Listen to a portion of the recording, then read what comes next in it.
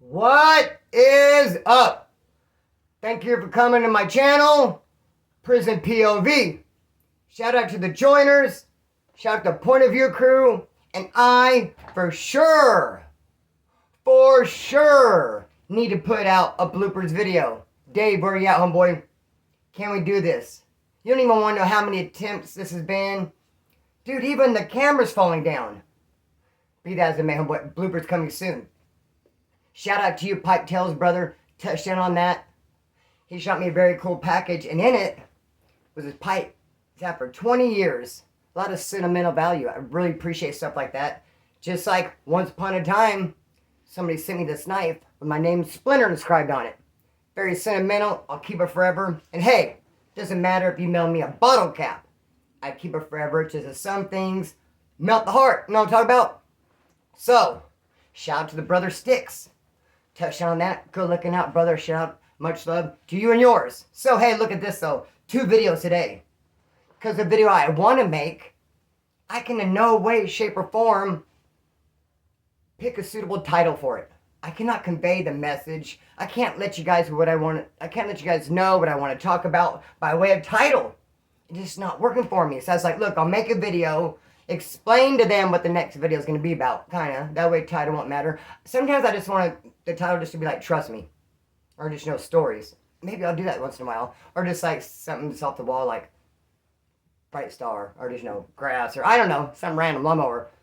Hey, that might even work even better, huh? But today what I choose to do this video. And I'll tell you about that at the end of this video. Because first we're going to have fun first.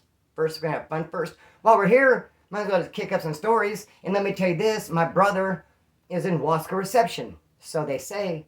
But they also say he's on a 2-week blackout. That sounds a lot to me like confined to quarters, CTQ. You get to confined to quarters on a main line, not reception. So it's very likely, I'd say highly likely, that he went from Wasco reception to either E-yard or A-yard, main line, and he's right now on CTQ. I don't know his points. I think this is a brand new number for him. It could be level 1 points. Anyway, be that as it may, definitely keep me posted. Keep my brother in your prayers. I'm going to send him a letter. I can't wait to hear what's going on. Hey, let's turn his little prison time into some content, shall we? Anyways, with his consent, of course. Anyways, man, so trip on this. We're going to do it like this. And let me just tell you the difference between me and my brother in some aspects. I mean, in one case, if you met him right now, you wouldn't think right away, oh, you're Splinter's brother. But if someone said afterwards, hey, that dude was Splinter's brother, it would make sense. You go, damn, sure is. A lot, very, very similar. Talk fast. I mean, with the jokes and just very, very similar. Here's how we're not alike. Now, when I was in the 7th grade, I got a bike. My dad wasn't around, not really raised with a male role model. I'm not what they call mechanically inclined. I am now, at this day and age, just by trial and error, just putting so many things together over the years, you become mechanically inclined. But no, not born with it, like some people struggle. Like, righty-tighty, lefty-loosey. What is all that jazz? Dog. So I'm in 7th grade, and I got a bike. The back tire goes flat. I thought I was doing big things by looking at the tire and looking at the numbers on the side and realizing those numbers represent the inner tube that's inside the tire. And if I want to fix this tire, go get that same inner tube from the store. Wrote down the numbers. Like I said, I'm doing big things, dog. I'm making it happen. Went got the inner tube, came back, took the 2 nuts off the side. Couldn't get the tire off. Put some in there, pride. Stand, use my leg. No matter what I did, the tire wouldn't come off. But I took both the nuts off the pegs that bolted on there. Dude, I got so frustrated. I ended up beating that bike with a hammer, marching it with superhuman strength, and just chuck it in the trash can. Done with it. I got a skateboard, homeboy, a pair of roller skates, and I can run the mile in 6 minutes. Dog, fizz up that bike, homeboy. Later, of course, I realized the chain. I didn't realize the chain was holding on there. But my brother, though, when I was 13, I had a different bike. Let me see, I'm 9 years older than him, so he must have been 4. I had a different bike that my uncle gave me. And it was on our back patio of these apartments. My brother, at 4 years old, went and took both tires off, the front and the back. Left the frame, left the rims, tires off to the side, buried the nuts, and even buried the tool. Just to be just a little shit for lack of a better words. Bro, homeboy, he knew how to get tired 4 years old. 4 years old. Slow down, the words will come out more better. Anyways, bro, very mechanically inclined on his. Even that's what led to us having our big fallout, I'd say. Because my cousin had a Camaro. Badass Camaro in his backyard. You know, some people, a car will break, they're like, I don't know how to fix it. I'm not worried about it. I have this other car I'm driving, let it sit back there and just collect dust. Quit paying the tags on it, insurance. I don't know what's wrong with it. Well, my brother, being mechanically inclined, came by and looked at it, fixed it. But wait a minute now. Before my brother fixed it, before I caught that violation, I myself was interested in it. Now, I couldn't fix it being unmechanically inclined, but I talked to my cousin about it. He was willing to let me buy it at a cheap rate. I was going to get it and take it, have it fixed. I'm in and out of the pen. Cállate, way! In and out the pen at this point. I go in, catch a violation. My brother snatches the car up. Fixes one little part, a little $40 part or something. He's driving it around. I get out, he has it. Now I get out, I'm struggling a little bit. It's no one's fault but my own. I'm a grown man, but I pull to the streets. I'm working, I'm paying for a motel room, a week at a time. I don't have a vehicle, I'm getting rides to work. Well, my brother's still living with mom and dad, pulling the backyard, allowance. Now he has this car he's smashing around. I felt like I needed more than he did. Of course I did. And then my eyes were on it first, but anyway, and he was coming over to my pad a lot with the car, and we're hanging out in my motel, and I would always get in a fight with my neighbor Cecil. My brother always takes Cecil's side. It was like weird schmear, dog. But anyway, be that as it may, my brother took that nice Camaro that he got from my cousin that I wanted, and my brother got it impounded by going to my other cousin's house and not parking it all the way.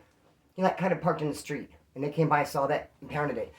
Bro got impounded on a Friday. I'm working with my cousin who sold the Camaro to my brother, so he gets notified, since it's still in his name, saying, hey, your car's are off this tow lot. He's like, bro, that car that your brother bought off me, it's at the tow lot. And it's a Friday, I just got paid. I go, take me to get it.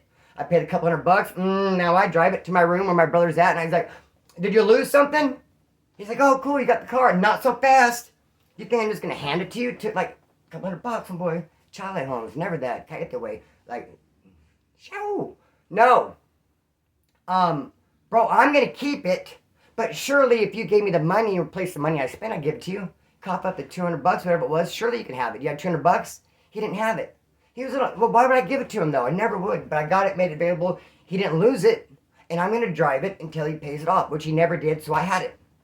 And then I ended up losing it and all this kind of stuff, but he kind of had a grudge. I even later came up kind of hella fat and went and broke him off $400. In case there were any kind of hard feelings, I was like, well, this will make you feel better. And still, I think it harbors a little bit of this and that or whatever. But homeboy trip on this, though. This is funny. So I'm in a pod, a D-pod. I think there's either 10 cells on the bottom, 10 cells on top, or 8 cells on the bottom, 8 cells on top. Let's just say there's 10. If there's 10, they only open 5 cells at a time, and these 15 are shut down. And then these 5 come out, and these 15. They call it a rolling blackout, because they had so many riots and stabbings and fights and whackings and batteries. They're like, we can't let them all out. If they let them all out, they're for sure going to just kick up just too much dust. 5 out at a time, a steel gang of dust kicked up. So my 5, one other white dude, and 1, 2, 3, 5, whatever it was. There's 5. Anyway, one other white dude, I don't have to do the math, and a bunch of Southsiders. That's who it was. And the white dude, let me just do the math real quick. I can tell you real quick, easily. 8 Southsiders and 2 white boys is what it was. And this white boy, correct me if I'm wrong, this white boy was super claustrophobic. And what was crazy, he's all tatted down. He looked like he'd been around the world once, talked to everybody twice, been coast to coast on a piece of toast, been slammed down at Pelican Bay for 1900 years, all kind of tatted down, just like gangsters. If you saw him on the freaking streets, you'd ask him, hey, what's your CDC number, homeboy? You know, I'm county or what, dog? But he could not handle being in a cell. It would stress him out. And to make it worse, the Southsider he was living with was up at the pen, Folsom, for 5 years, came back to Kern County for court. So his cell had been busted for a long time. In the pen even, he's expecting someone to program. He's expecting his cellie to act right. And the dude's not. He's just losing his shit in the cell because he's so claustrophobic he can't handle it. Even crying, they're telling me, Splinter, straighten this dude out. Like, how can I do that? And then the dude's telling me because they have a male minimum. He's like, bro, I don't know why they're not sending me to the farm. Please, get me moved. Get me moved to the farm. How can I do that? Okay, they have a button on the wall. Excuse me, call officer, CO, guard. This guy, You there? Hello? Can't handle the cell. Walls closing in. He said he feels like he's drowning. Like, what can I do? I'm not going to go talk to the cops on his behalf. Like, dude, suck it up, buttercup. Do the crime, do the time. But he made everything real tense, and he was just like, I say all that to say this. My brother ended up being cells with him in the hole. New Delano, like 90 days. Can you imagine? He acted like that when he got out for 4 hours, 5 hours a day. Can you imagine him being in a cell for 90 days straight and never getting out? And my brother said he was out of his mind. My brother said they were always fist fighting. He would just have to rush him because the dude was just tripping out. He couldn't handle it. It's like, dude, quit coming to prison, dude. I mean, for real though. If you can't go in a cell, which I meant the first time I had to go to a cell was Wasco A Yard Building, A3 reception. I came from H-Yard, got in a cell. It does feel like it closes in. It's kind of like, it is kind of like, wow, you can't get out when you want. Probably quickly get used to it. Another dude in that building. So we have him crying, Splinter, please get me moved to the farm. I gotta get out of the cell. I can't handle it. And the cell is like, straighten this dude out. And I'm just like, okay. Then you got in the bottom tier, this wood, and he was the only white boy in his unlock. There's a couple blacks, mostly Southsiders. He also was living with a Southsider who was a bouncer at a bar and just a big, tough-ass dude with an attitude. One day, and I was at day room when this happened. I never went to his door. Look, when you have day room and there's people locked in their cells, if you have friends, you go hang out at the door and you talk, and you visit with them, you do stuff with them. You need the paper, you need this and that. I never checked on him, this dude. He was a Nazi lowrider. He'd say, I'm from that 3-letter gang. I said, what? FFA? Future Farmers from America? Bro, I was in FFA, bro, and I bought like a joint of this dude, and it turned out to be bunk. And I went to a party. It was the first time I ever had any weed. I wanted to show off. All these people at a party, and I broke it out, handed some guy, and I was like, and they're all, they're like, this bunk, it's nasty. And I was like, no, you get that shit from Cuba. Dog. FFA? I'm from that 3-letter gang. Dude, I didn't see no NLR tattoo. He'd wear all kinds of clothes, a towel on his head, a towel wrapped around his neck, all bundled up all the time. And the funny thing was, is this fool, he was not guilty in court. His whole thing was he's blind, he said. Because they got him for resisting arrest. And if you get resisting arrest, you can't get Prop 36, which he wanted. He was saying the only reason he resisted arrest is because he was blind, and a cop came out around the corner and pulled a gun out on him. And he didn't know it was a cop because he was blind. He just only saw like the hand of the gun, so he took off running like, I didn't know what it was. So he's playing it off blind, real tough. And he's trying to like jump, and this dude, you ever see someone pretend to be blind? Homeboy, he was not doing a very good job at it. He was just always like, jump too late, and and he looks. No way, it's deaf. He wasn't deaf, but dog, they try to trick him, dog, like, are you gonna punch me? I don't know, homeboy. What I'm saying is the dude is pretending to be blind is the funniest shit ever. He's in the cell with the Southsider, but he wasn't deaf though. They get some dope, and it's out on the table. And the NLR, the dude from the 3-letter gang, just did all of it. He said he thought that was his pile. He said he thought the dude separated it. But dude just dumped it out, and NLR dude did all of it. And dude's like, that was all of it. And it took them a while to get it. I mean, you're writing kites, especially in county jail and D-Pod, you're not going to get that stuff easy. You're going through all kinds of chain of command. You finally get that bundle in there, and he does it all. They just start fighting. Boom, boom, boom. Southsider beat his ass. Roughed him up. One-on-one though, and I was out in the day room with those Southsiders, and that dude's all claustrophobic, and the Southsider, the bouncer, because it was going to be a riot between us. They fight, we fight. But he said, no, he told them, no, personal beef, you guys ignore it. They didn't want to rush us, so we just ignored it. It wasn't no thing. That was their issue. But then the NLR dude keeps crying to me, Splinter, get me moved. I went over on the door, get me moved, get me out of the cell. I got to get out of here. I was like, no. I was like, what do you want me to do? He's like, tell the cop, get me moved. He wanted to go next door. Because there was an empty cell there. And he's like, I'll still be on the same unlock. And he was writing all these kites to all these people. And I'm thinking those people are going to get back at me. Like, just whack this dude. Get rid of him. You move in with him, Splinter. He was drawing all kinds of attention to himself. He wanted to get out of that cell. Drawing me in the middle of it. Splinter, help me get out of here. And I'm like, dude, I can help you get some psych meds. I can help you get maybe a stable foundation. I can maybe help you get your mind right. What can I do? Officer, guard, CO. Hello, anyone there? Yeah, this guy, he doesn't want to be in there no more. Just the next cell over. You'll still be on that. Hello, you there? Still on the same unlock. Yeah, still come out with everybody. I was like, dude, that's rolling it up, dude. I told him that's rolling it up. If you leave that cell because you got your ass beat, that's rolling it up. No. But he says, but I'm next door though. And when my 5 cells come out, I'll still see him. So it's not like I'm getting away from him. And we're friends now. We're friends, right? We just don't want to live together. Get me out of here, Splinter. Get me out of here. Morse code. Pineapple. I got to shake the spot. Dog, never that, homeboy. It was a crazy situation. I ended up going to Wasco. Left both those Caucasians there. But that's Madoff. So, and I heard a bunch of negative shit about that dude later. I really doubt very seriously he was a lowrider. Maybe future farmer of America. But next video I want to talk about, you guys know the 60 Days In. The TV show 60 Days In. It's coming out Thursday. Before, how they would do it, they would pick people, random people, and put them in jail for 60 days. And they would gather intel. Now they're doing it, but they're going to put convicts. They're going to put people who've done a gang of time in there.